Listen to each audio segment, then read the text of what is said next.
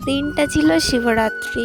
আমরা এখানে বেরিয়ে পড়েছি সবাই মিলে জল ঢালার জন্য। আমাদের এখানে একবারই জল ঢালা হয়, তারপর ঠাকুরকে সাজিয়ে পুজো করা হয়। আবার অনেক জায়গাতে 4 প্রহরের পুজো 4 বারই জল ঢালা হয়। আর তোমরা কে কে আমার মতো শিবরাত্রির ব্রত করেছো কমেন্টে জানাও। এবার ধূপবাতি জেলে আমরা বাড়ির দিকে চলে যাব, পরে আবার আসবো পুজো হওয়ার সময়। আর আমাকে এই শাড়িটা পরে কেমন লাগছে প্লিজ জানিও। এবার আমরা চলে যাব মন্দিরে। দেখো এখানে সবাই চলে এসেছে, আর এখানে আমরা সবাই মিলে বসে বসে করছিলাম একটু গল্প। দাঁড়াও এবার তোমাদের ঠাকুরটাকে একটু দেখাই। সবে স্নান করানো হলো।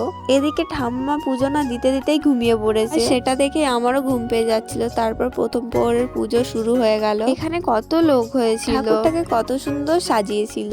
তারপর চলে এসেছিলাম আমরা এই মন্দিরটা। আর এরা দেখো কত গোলাপ ফুল চুরি করেছে। তারপর এদের থেকে আমাকেও একটা গোলাপ ফুল দিয়েছিল। তারপর আমরা চলে যাব এই গোলাপ ফুলটা নিয়ে একটু ফটোশুট করতে। আর আমি তো সারা রাত ভিডিও করেছিলাম, তাই ভাবছি আর একটা পার্ট 2 নিয়ে আসবো। দেখাবে পার্ট 2 তে। বাই।